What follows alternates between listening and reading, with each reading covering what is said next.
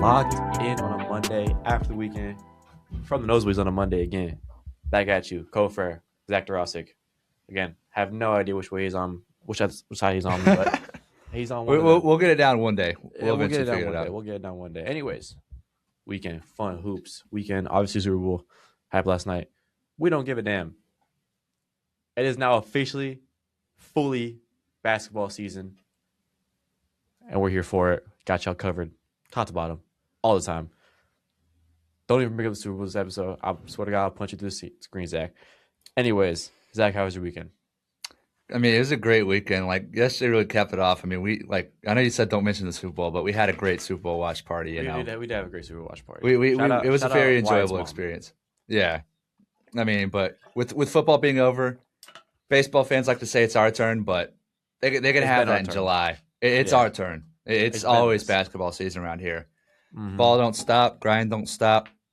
Always something going on in the world of basketball. So yeah, it's continuous. It's All-Star weekend. We're here. We were just talking about it last night. Like it's unreal that the All-Star break is this weekend. Yeah, sorry, I put the thumbs down because this All-Star weekend is gonna be pretty buns. I'm not gonna lie. I don't care. It's All-Star weekend. It's still All-Star weekend. We'll find there will be something to enjoy about. There'll be something to talk about. You know. Yeah, I have to watch Jackson Hayes in the dunk contest. We've got some fire jerseys. I mean, we can't. They are fire. They are some fire jerseys. They've been pretty consistent with the jerseys recently, at least the last 2-3 seasons. So hey, they're always heat, though. They're always heat. I don't know if any of y'all saw the graphic we put up on Instagram, but we put up the graphic of last 10 All-Star jerseys. In my opinion, I think the Chicago ones for 2020 are the most. I like those the best, but I think I kind of associate that with the fact that was actually such a good game. Yeah, I tend to agree with that. I think they were like the most. I don't want to say out there, but they had the most flair, the most distinct East and West type. Yeah, the vibe blue to versus them. the red. Yeah, straight up blue versus red. Very clashing. I loved it. I thought that was awesome. Yeah, I like the indie jerseys too, though, from a couple years ago when it was like the logo with like the pictures kind of thing. And then don't get me started. Don't get me started about last year's, man. Oh, those were beautiful. Even this year, man. Beautiful. USA All-Stars versus World All-Stars. Those are some beautiful jerseys as well. Anyways, we're here to talk about more trade deadline stuff. Weekend's kind of wrapped up. Trade deadline was on Thursday. We had an episode on Friday. Now we go into the weekend. A lot of hoops played. A lot of new faces and new places type of thing. Got to see how they played in their first appearance. One of them, biggest one, James Harden, played like a monster in his first game with Cleveland. We'll get to that in a little bit. We got 3 winners, 3 losers from the deadline. And then Spurs-Lakers is tomorrow. So we'll be talking about a little bit about that. Zach, you want to run back the bet of if the Lakers win, you wear a Lakers jersey. If the Spurs win, I wear a Spurs jersey?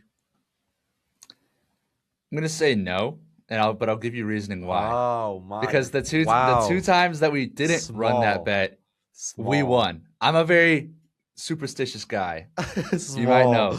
Small, man. We ain't running it. We ain't running it this time. No. You're not running it. Really? I'll take the win.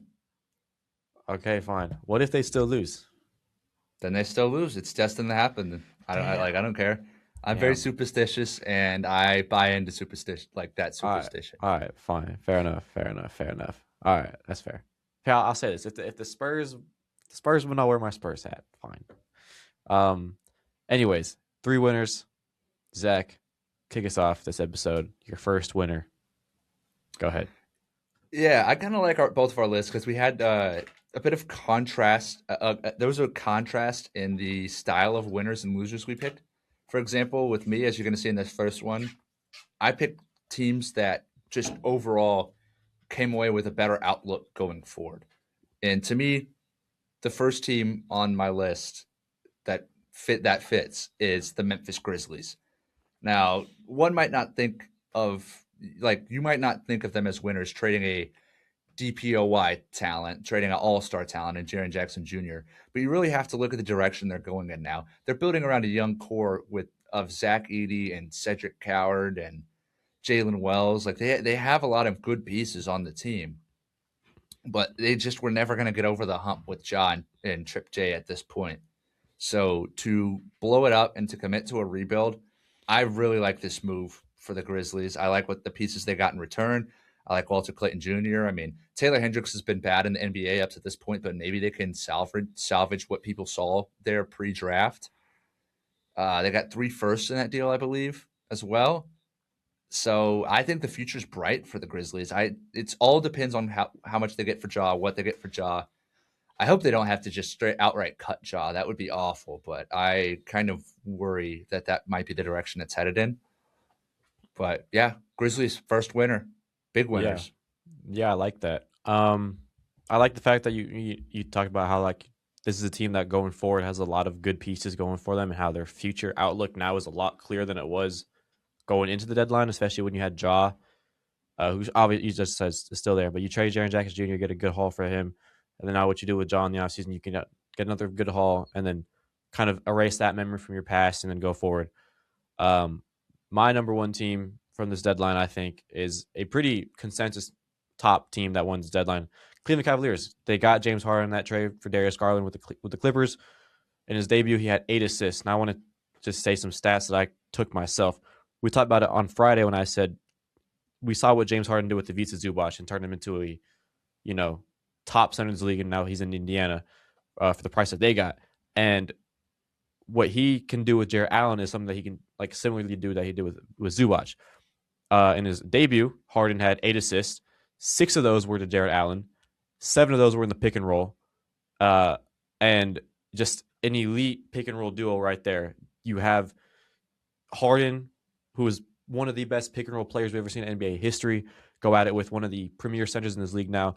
Didn't even talk about Evan Mobley. He didn't even play against Sacramento. What can he do when he gets in that pick and roll part of the game with him? Donovan Mitchell had a couple of like Harden was able to get the pick and roll with Jarrett Allen. Harden was able to swing it to Donovan Mitchell, who, as we all know, all-star this year, who's one of the best players in the league when he gets the ball in his hands. So just the way that offense, now I look at it, is was playing. Yes, it was against Sacramento Kings, who's probably the worst team in the league right now. But the way you just watch that offense play is really beautiful offense. And I love how that scheme works now with Harden. I love Garland. I love how he was always, day one that guy, and he didn't really pan out. But the things that they asked Garland to do that he didn't do well are now in James Harden's hands, and he has been doing well for his entire career. And I love that for the Cavs going forward. And this is a team that I can see going all the way to the finals in this point in the season. Yeah, and then just hitting off of that, they also came away like bandits in the Keon Ellis trade, in my opinion. I don't Oh like. I'm yeah, not the highest on yeah, Keon Ellis. I think the consensus is quite a bit higher than I am on him. But the defensive playmaking stuff there is just ludicrous, and that's something that they have needed for a bit, I'd say. And they got rid of a negative asset, in my opinion, in DeAndre Hunter, and essentially got some value in return for him. yeah. So And I like this deal for Cleveland. DeAndre I Hunter thought that when was a very good deal for them. DeAndre Hunter when they traded for him last year was what they want Keon Ellis to do now, and Keon Ellis is already doing that in just the few games he's played in a week for Cleveland, and so that's easily a positive flip for them. Go ahead with your second team, Zach. Yeah, second winner. Actually, I described my thought process before. This is a bit of a outlier in that process. I went with the Golden State Warriors. Now, this might be a bit contentious, a bit controversial. I know you were considering them for your losers, Yeah, but I think they were by far the big, like they had the biggest win lose trade at the deadline, like I said on our last episode, and that my opinion on that didn't change. Like they made it out like bandits in the Kristaps Porzingis trade. Like no matter how many games he played or how many games he plays for them, they just value for value, ridiculous trade. I still don't understand the process behind the Hawks. I'll get into their side more later, but acquiring Kristaps Porzingis, a real 7-footer next to Steph, real rim protector, real floor stretcher. I mean, it could be a special trade if this swings the right way for the Warriors. I don't think it makes them contenders or anything. Like some people think they're. I've heard some crazy shouts for them, but I think Kristaps Porzingis is an impact player and quite clearly their second best player going forward. yeah, absolutely. The reason you said, yeah, I had a thought of putting them in loser category. I want to talk about Porzingis a little bit though. How you said he's an impact player on when he's healthy. That's the thing. We talked about this throughout this entire season with the Warriors. If they can stay healthy, they are a really good chance at a contending team. Jimmy Butler got hurt, ACL tear out for the season.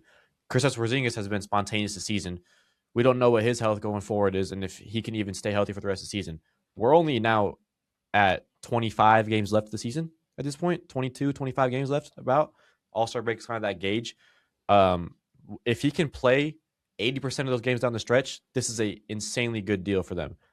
If he doesn't play that much and they kind of falter to the play-in and they end up not making the playoffs or being like an 8 seed gets swept by OKC or San Antonio, something like that, it's kind of like an even trade for me, in my opinion. Now, where I had the Warriors going into a loser category was, we talked about this before, and I just don't see how Giannis Antetokounmpo becomes a Golden State Warrior now, because I'll talk about it in now my next winner with the Milwaukee Bucks. The Bucks now, the fact that they kept Giannis Antetokounmpo to now be dealt in the offseason, which is probably the consensus vote of what's going to happen now for Milwaukee and him, the asking price now is going to be so much higher than it is right now. The Bucks were looking at deals, teams were offering things like that. They're kind of just like lowballing, trying to find out the market for Giannis. Now that we go into the offseason, Milwaukee can set a market standard, and there are a lot more teams that will be swinging for the fences with Milwaukee and trying to get Giannis. The Lakers are one of them. I don't think they did a lot this offseason because they were holding out for somebody like him to be available. They have a lot more than the Warriors can offer in terms of how they can manage that team and stuff like that. And it also comes down to where Giannis wants to play. Would Giannis want to play with an aging Stephen Curry or a team like the Lakers or even the Spurs with, younger superstars like that? That's why I had the Warriors kind of in my mind going down to the loser spot, just because of the fact that I don't see how they'd be able to get Giannis. Not saying they are completely out of the contention. It's just like I think if they wanted to get something done, they would have swung for the fences and tried to get Giannis now. But that goes with my winner of the Bucks being a winner for this deadline, because they get to keep Giannis. That market now increases instead of what we thought was probably the best deal in the Timberwolves offer, which was I think a couple first-round picks and some players. Not really something of that sort. They wanted they were trying to get third teams involved, fourth teams involved, maybe even 5 teams involved, because the Wolves just flat out don't have the pick ammo to unload in a Giannis deal, which to me is a major red flag and kind of, I don't want to say rules them out, but it's very worrying in the Giannis sweepstakes. Yeah. I mean, you trade 2 first-round picks for Rob Dillingham at the top of the draft. It's kind of, that's a trade that just doesn't work out in your favor in this case scenario. Trades like that, just it doesn't help, especially when you're already in pick hell because of the Rudy Gobert deal.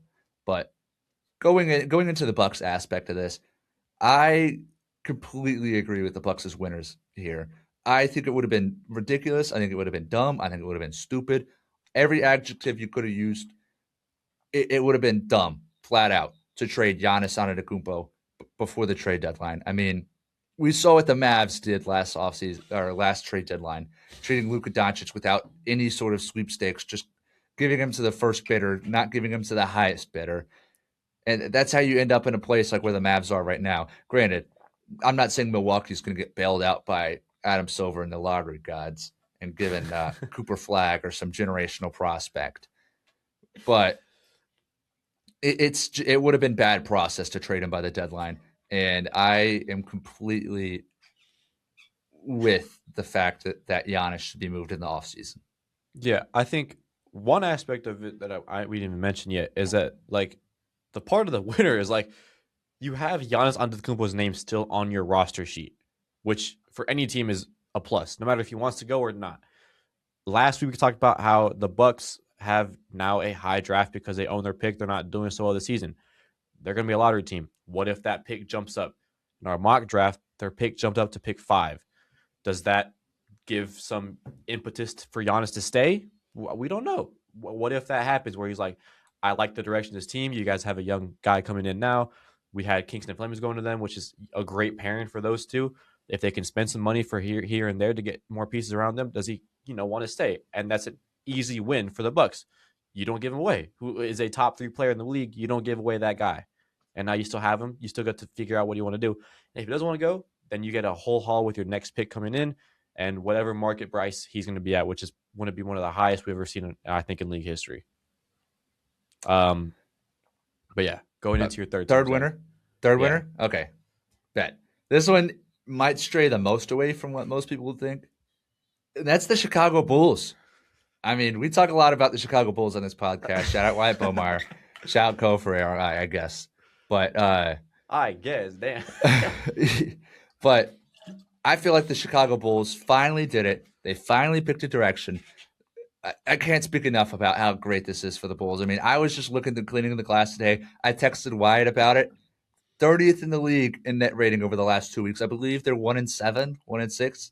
I mean, it's fine. It's about time they pick a direction. It's about time they tank. It's about time they get out of the play-in sweepstakes with the Heat, Hawks, and Raptors. They finally broke free. They finally picked a direction. I think now it's all in the hands of the lottery gods. It really is. Their future is determined by the lottery gods and whoever AK decides to pick, because that could be very scary for Bulls fans. I hate to admit it. Yeah. I don't know what their record is right now. I don't know what their odds are. I know they're kind of mid-pack in the lottery right now, which is something for the Bulls to look forward to. But if they don't get anywhere near that top 5, top 7, it'd be a hard watch, because those guys afterwards aren't guys you want to build around. If you're the Bulls right now, the fact that you are committing to tanking, you would want, a top 5 pick, a guy that can boost your franchise going forward, all that kind of stuff. And the Bulls, in terms of Chicago sports, are just purgatory. Look, the Bears are now out of it. Like, they're doing well. I don't know about Blackhawks. Don't really follow that. The Cubs, they're out of it. Like, they've been in pretty bad territory for a while now, and they're out of it now. The Bulls are getting to that point where they're going to get out of it. Like, that's the good part. So shout out Chicago, shout out Wyatt Bomar, shout out my girlfriend. Anyways, my last winner is, I paired these teams together. Don't give me that face, bro. Don't give me that face. Come on now. What face? Yeah, speed face, bro. I'm kidding. Sorry, it was about this. These next 2 teams, I swear. Yeah, well, all right, bro. Well, these next 2 teams I paired together because they kind of float in the same boat. Pacers and Thunder work in tandem from the one trade that happened with Indiana. Now, the Pacers traded for Ivica Zubac. That's a winner trade in its own. You get Tyrese Haliburton, his running mate for the next couple of years. Talk about James Harden, how he built up Zoo in that LA area and all that kind of stuff, and all that stuff, like how that worked out. Now you pair Zoo with another pick and roll merchant or masterclass man. Merchant. I don't want to say merchant, but pick and roll merchant. It sounds crazy, bro. It does sound crazy, but he thrives in pick and roll with Pascal Siakam and all that kind of stuff. He absolutely thrives in the pick and roll. I'll say pick and roll masterclass man in Tyrese Haliburton. You pair Zubac with him, that's amazing. They still have their pick for this year, which is, projected top 5 pick. They're tied for in that top 3 for best odds at number 1. And that is perfect for that team. Finals run last year. What can you do going forward? Now this goes in tandem with this trade, because here comes the Oklahoma City Thunder, where Pacers made the Clippers sell out their team. And now you have the team that beat Indiana in the finals last year, the Thunder, who is now looking at another top lottery pick and all that stuff, and just the capital that they have to now go out to maybe trade for Giannis Antetokounmpo or other guys like that, is insane. And I'll talk about the bigger overarching loser in my loser category later, but the Pacers / Thunder for that one Zubac deal kind of changed a lot of things in this league going forward. I have to agree with this. I mean, last episode I called this whole trade, the Zubac trade, just all around a gamble. But I think regardless, the Pacers are getting a very good basketball player to play center for them going forward with Tyrese Haliburton. And I think there's no way you can lose on that. Like, you can't lose in that aspect regardless of where your pick falls this year. So unless it's, we did talk about, they have the top 4. Yeah, but if it's from 5 from 9, it's not like they're going to take a Kingston Flemings or a Tyler Tanner, Exactly, that's what we were talking about. Mikael Brown. Exactly. Like they're going straight for Peterson, Boozer, Tabanza, Wilson, like one of those guys. They want somebody who could play with Tyrese. Yeah, and then even if it goes to 10 through 14, if it goes to 10 through 14, that's just an awful, that's bad. That they fall 13 spots in the draft, it goes to that spot, something like that. That'd be awful. But I mean, you still have guys like that. Krivas is a guy that you look at. The actual Lindenborg is something that you look at in that area. So all around, Pacers/Thunder are winners in this deadline. Moving on to the All right, losers. let's get negative. Come on, let's pick up the energy. Let's get negative. Let's get real hateful here. Yeah. Your first one. You have strong opinions on why you talked about them and your winners with the Warriors, losers. Already talked about them earlier. Atlanta Hawks. I mean, wow.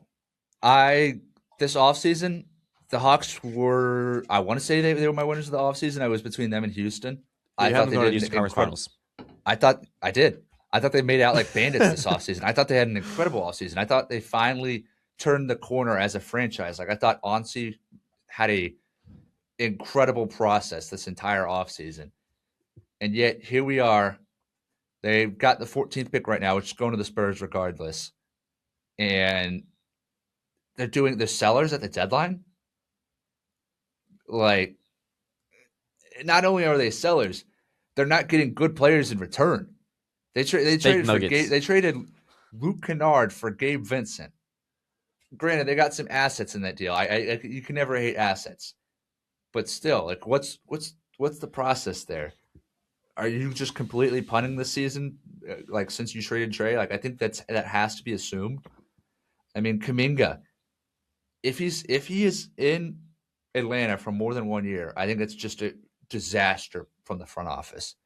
I think at this offseason, you have to let Jonathan Kuminga walk, which kind of makes the Porzingis trade even more puzzling because you get Jonathan Kuminga in return for Porzingis, and you might just let him walk in the offseason because he's a negative asset. I don't understand the thought process. Buddy Hield, you got Buddy Hield along with Kuminga, another guy who's sort of misfiring with the Hawks front office because you're going to get a high pick because you own the Pelicans pick, but you don't control that pick. So why would you sell out? Like, it just doesn't make sense because your pick's going to San Antonio.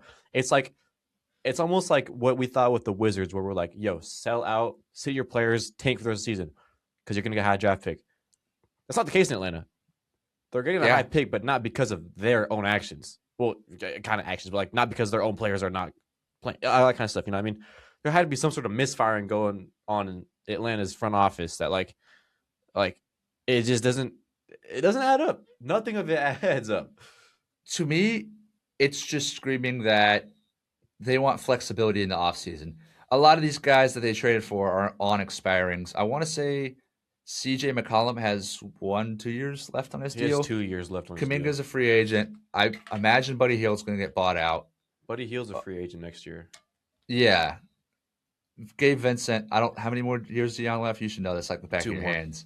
All right. So I think it's all about flexibility. And I think they realized that they're not going anywhere without Trey. Like this season wasn't going to be the year. So there's no reason really to buy. So I think Onsi, their GM, was just trying to get any sort of assets in return for what they had, which I can never hate getting assets, but still the players they got just aren't good flat out. I don't see these players being flipped for more assets. So I don't understand the thought process. Yeah, Vincent, sorry, this is his last year. So all of the players that they got basically are on expiring contracts. Kuminga, Hield, and Vincent.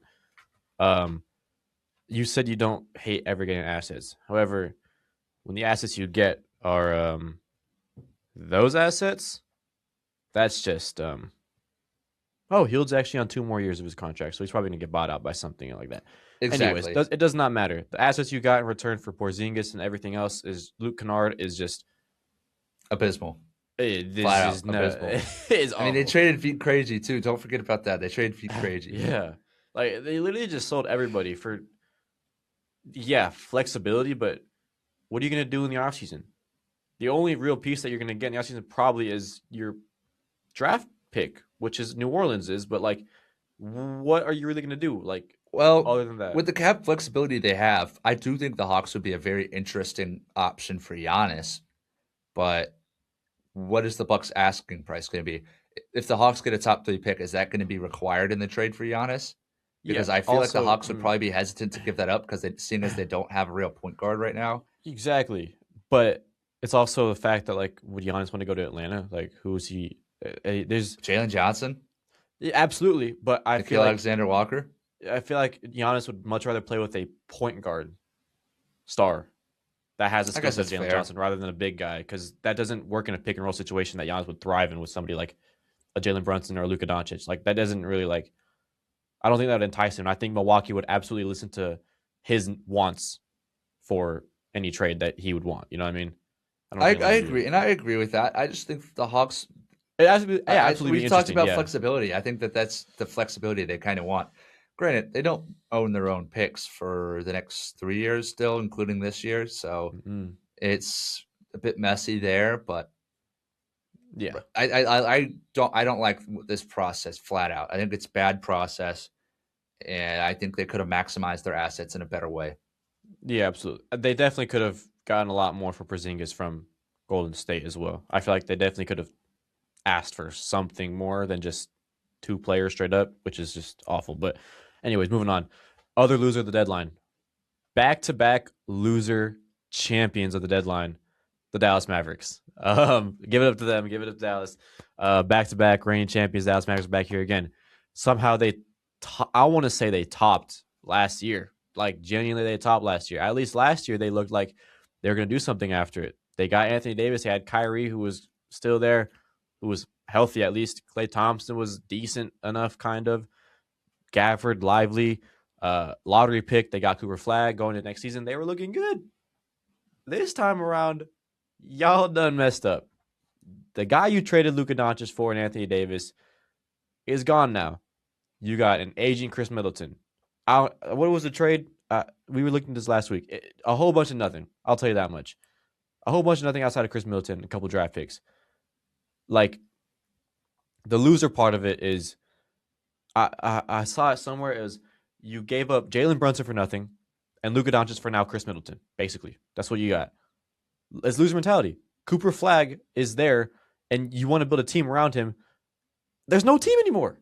Like, there's literally no team anymore. Kyrie Irving's going to leave now. He's not going to want to play there. Klay Thompson, gone. The rest of your team is a bunch of G League players at this point. Gafford and Lively was Lively on a rookie deal still? He hasn't signed a rookie extension, right? Yeah, he hasn't signed his extension yet. Yeah, Gafford is going to be a free agent soon. Like, both of them have been rumors and trades. Your team is just flat out awful now.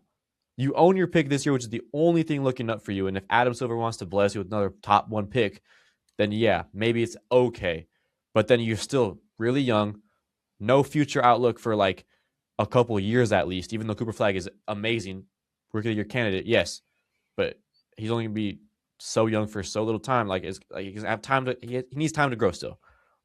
It's just, when you look at the trade deadline that they had when they traded Anthony Davis for that package, and you look down the package of what they got, it's just, you feel sorry for Mavs fans at this point.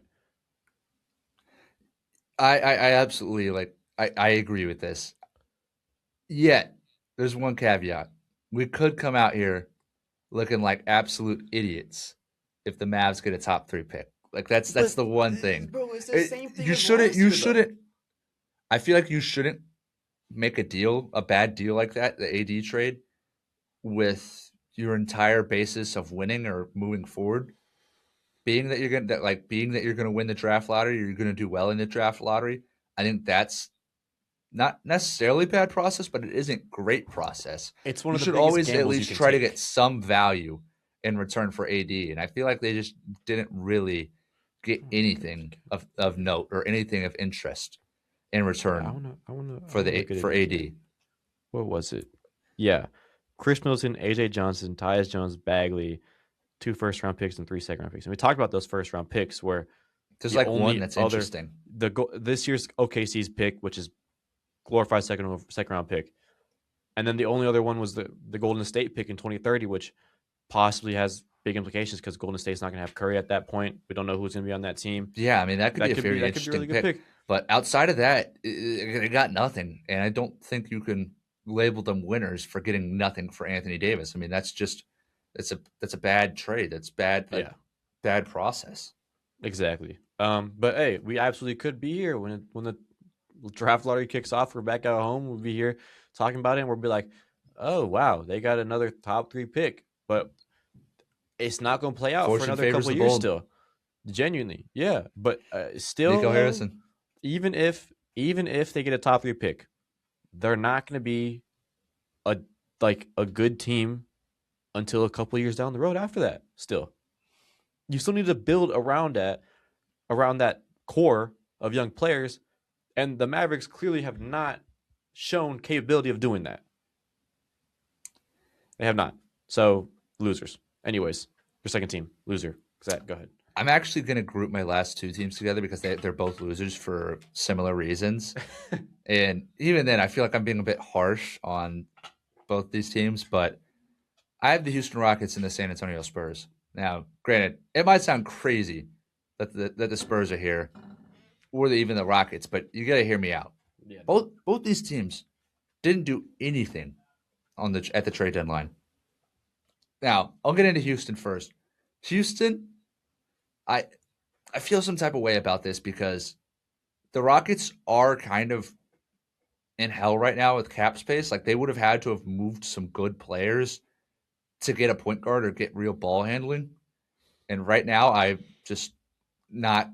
wouldn't be comfortable doing that with Fred VanVleet coming back next year. So I can understand why they stayed out a bit more than others did. But Reed Shepherd is not the ball handler of the future with this team. Amin Thompson's not the ball handler of the future with this team. And you didn't do anything. You're just relying entirely on a aging Fred VanVleet to come back and save y'all next year. I mean, we'll see in the offseason what they do. This could look very stupid in the offseason if they get a real lead ball handler. But right now, if this team had a true out-and-out point guard, ball handler, I mean, anything of the sort, I think they would probably be the second best team in the Western Conference. No doubt. But yeah, they're being extremely limited offensively and defensively by not having a point guard. Yeah. I'm just looking. Oh, sorry. Go ahead. Oh, sorry. I was just going to get into the Spurs. If you have a point about the Rockets, go ahead. Yeah. I was saying, talking about, they need a ball handler. We talked about this literally all season since they traded for KD and Van Fleet was out for the season. I'm just looking at players that they absolutely could have swung for and the prices that they got them for. Minnesota got Ayo Dosunmu for just a bunch of second-round picks. Easily could have traded for him.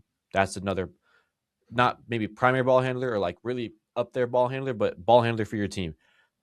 Utah got Lonzo. He's not the same Lonzo, but that's another out-and-out ball handler that you could have had for that team.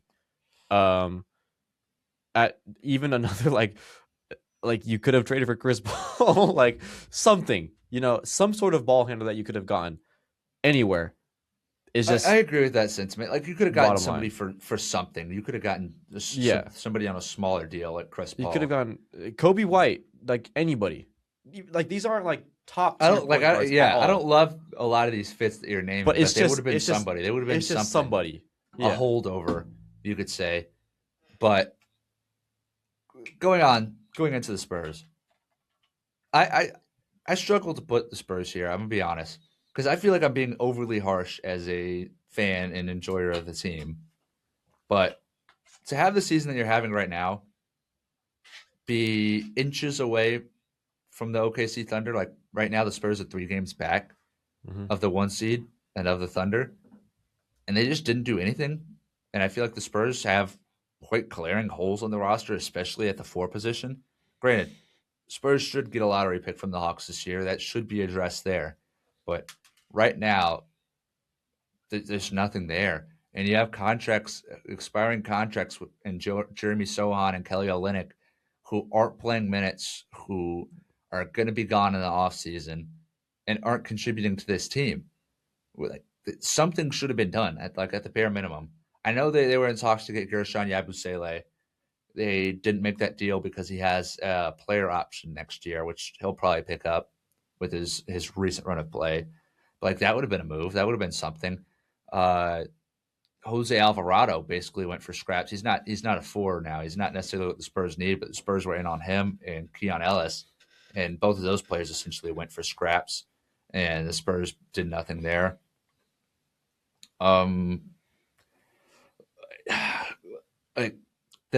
was rumors about Goga Bitadze, which I would have loved for a 4 option for the Spurs coming off the bench.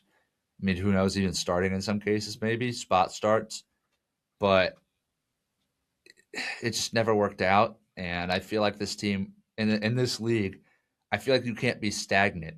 I feel like that's it. That's what leads to windows closing. I feel like that's what leads to teams losing. You can't be stagnant in this league.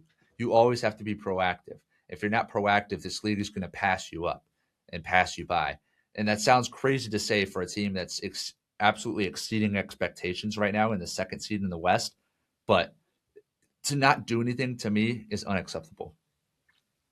Yeah, I agree. I think the biggest point you just said was if you don't be proactive, the league's going to pass you up. We saw what happened with Boston last year. We thought they were the best team, got passed up by New York and all the rest of the teams in the East.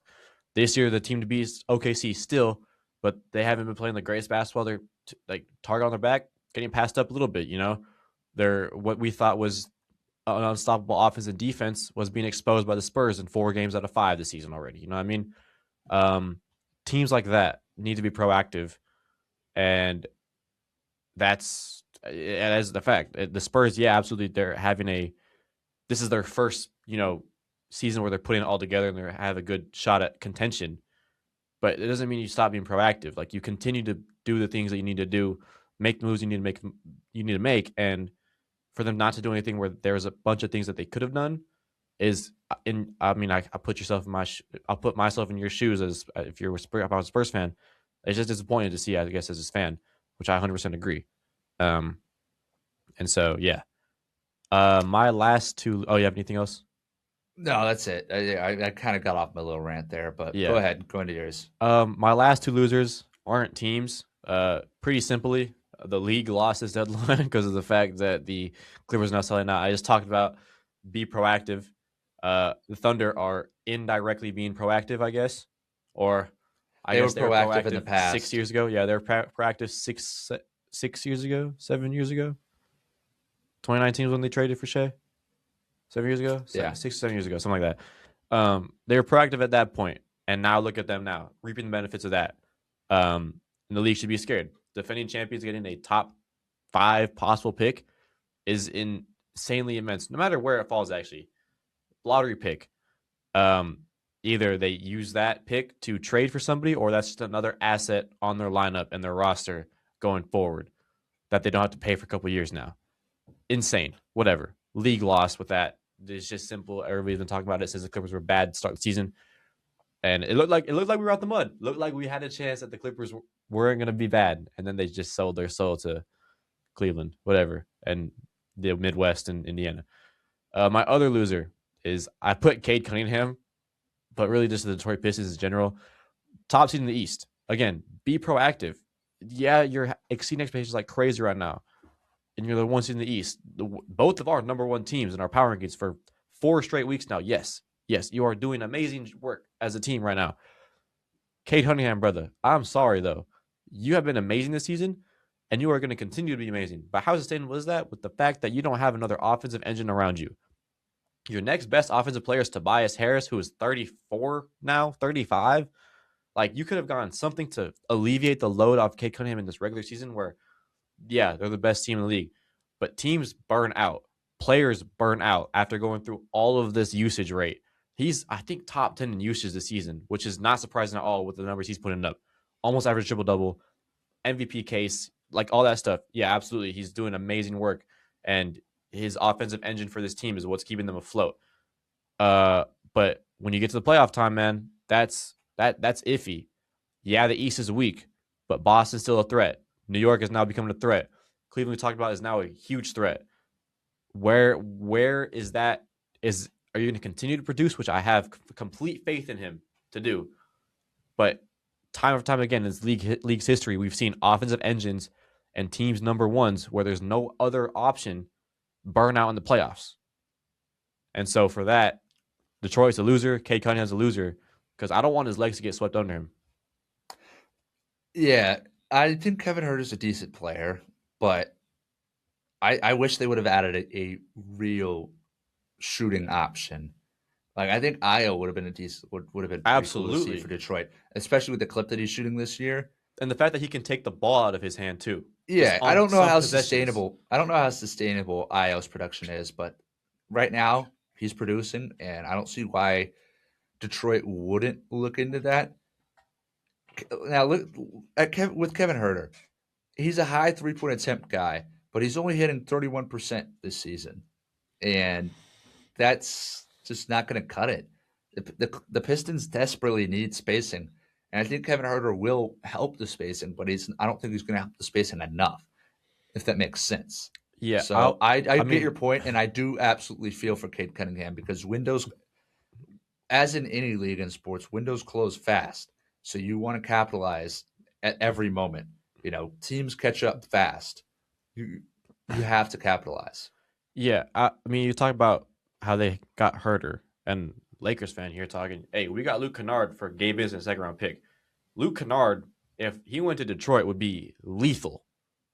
The clip he's shooting at, yeah, maybe it's not sustainable, but I mean, I watched Kennard in his Lakers debut. The spacing he gave to that floor would have been so good in Detroit, which we'll talk about now in Spurs Lakers. But like that would have been something that you could look at too. That's another high volume shooter who does a little bit more than Kevin Herter in the scheme of basketball and all that kind of stuff. So, okay, Cunningham, I feel it for you, but Detroit needs to do something within the next couple years. This is your window right now. 2 All-Stars, elite defense, MVP candidate. Now looking forward perennially. Do something now. Like you got to. Sorry, last point. Indiana did the exact same thing. 2 All-Stars on your team, or you had an All-Star on your team, Tyrese Halliburton, looked like you were trending upwards, and you traded for Pascal Siakam. Made the finals, conference finals back-to-back years, made the finals. Now you're looking like another contender for the next couple of years. Detroit, take that blueprint, use it. It's there for you to take, literally right there. So, yeah. Anyways, wrapping up this episode. Lakers and Spurs is tomorrow. Look at that. The From the Nosebleeds Derby. Notice how I said Derby. Should I say Derby to piss off Reese? Derby. We say Derby. This is yeah. But this isn't England. It's Derby. But we're proper though. So the From the Nosebleeds finals, whatever. Anyways, Spurs Lakers tomorrow. Yeah. You want to talk about what you expect from this game tomorrow? It's hard to talk about it because we don't know if Luka Doncic is going to play. I mean, I think the thought from both of us is that he probably will play. Yeah. But until we know if he's for sure in or out, I wouldn't feel comfortable making a pick for this game. Like Luka's impact is next level. I know I talk bad about him a lot, but he's a ridiculous player at the end of the day. He's a guy I hate playing against every time we have to play against him. That's just the bottom line. But I'm fairly confident going into tomorrow. Like I think this is a game that the Spurs should win. I'm not saying they're going to win. They tend to struggle a lot against competition. It varies. Spurs play up to good competition, play down to bad competition. So I think that says a lot about the Lakers, depending on how the Spurs play tomorrow. Yeah.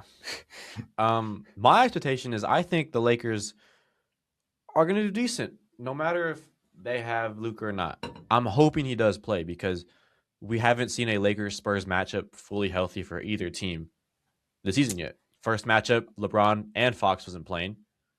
Second matchup, Reeves wasn't playing. This is the third matchup now? No, fourth. Where did we play? We beat y'all twice. Oh, NBA Cup, yeah. That I don't even think we had. We didn't have Wemby. Yeah, see, so like different times. So I hope Luka plays for the fact that we get every superstar and star out there. But I expect good things from Lakers, especially if Luka plays, which I think the thought is he's trending towards that. The fact that we have a back-to-back tonight, he's not playing tonight, probably will suit up tomorrow, type of thing. I like that. I like the fact that the Lakers and Spurs, they don't match up quite evenly, but when they play, it's always a close game. On paper, they don't really match up evenly, but when you watch the game when they play, yeah, it's absolutely a close game down to the last couple possessions every time. Now I don't know how the hell we're gonna stop Wemby because DeAndre Ayton is awful and he's been very inconsistent. I don't know what type of Ayton we're gonna get tomorrow. I don't know if we're gonna get the 15 and 10 or the 7 and 11. Not talking about points. I think the blueprint is there. I think the Lakers kind of laid out the blueprint the first time. Granted, De'Aaron Fox didn't play in that game. Dylan Harper didn't play in that basketball game. But the blueprint is to get Wemby in foul trouble and get him out of the game. We saw that. Mm-hmm. That's the Lakers win against the Spurs this year. That was a great game plan from JJ Redick. Great, they played great defense that game. Can't have to respect it, regardless of Fox and Harper being out. So the blueprint is there, and the talent is there for the Lakers. It's just, can y'all capitalize? Yeah. I think on the flip side as well, like for the Spurs, I think you guys had a great game plan going into the other 2 games where we played y'all won, where you kind of just blitzed Luka type of thing. Either that or just let Luka be Luka. Like, let Luka cook and worry about everybody else around him. Yeah, because Luka's going to get his 35 no matter what happens. Exactly. And if that's the case for tomorrow, then let that happen. Nobody else is going to score that day. That's your game plan right there. Granted, when the Spurs are doing that, it's hard to watch, playing drop against Luka, and Luka's just picking the defense apart. It's hard to watch, but still. Yeah, but I think the game plan was quite good last time. Yeah, for the Spurs, it's always hard right now, especially when you don't know if Luka's going to play. But if he does, and I'm gonna base off the fact that he does first. The Spurs defense is one of the best in the league, and I want to see what JJ Redick now cooks up when you have all 3 of your players playing, especially with the fact that all 3 of those guys are more outside-in oriented guys, and the Spurs are more of a defensively focused interior team more than outside perimeter. Obviously, because of the fact you have the defensive player of the year candidate or front runner in Wemby, who's 7'7", whatever he is. Like, that's the reason why. If Luka doesn't play now, here's where it gets a little interesting, because you're going to have LeBron playing the 1 probably, he's at the 3. You're going to have a little bit of a weird lineup. And it's still going to be an outside-in offense, but now you're heavily relying on 3-point shooting from guys that haven't been, focused on that much, because Luka takes a lot of our threes. If he doesn't play, you're focusing now on guys like LeBron, who's hasn't been shooting at a great clip. Reeves is coming off an injury, who's still probably going to be on an injury or on a minutes limit or restriction tomorrow night, even tonight. And the fact that, you got Luke Kennard, who was one of the best shooters in the league this season, like, still doesn't, have super confidence. He's just getting back in the rhythm and stuff like that. So if Luka doesn't play, big blow for the Lakers, but it's still going to be a good game no matter what, I think, and I'm excited to watch it. Unfortunately, we can't watch it together because you're going to cover ASU men's basketball, which is, hey, that's fine. But me personally, I'd much rather watch Lakers Spurs than Mo Odom play basketball right now. So I can't argue there, but we love Mo Odom on the show. So, okay, yeah, for sure. Anyways, Lakers Spurs tomorrow. We'll be here on Wednesday. Square. We'll be here on Wednesday to talk about that, everything that else has happened in the past couple of days. But for now, from those of us out on a Monday, we appreciate y'all for listening, always following us. Thank y'all so much. Peace out, y'all.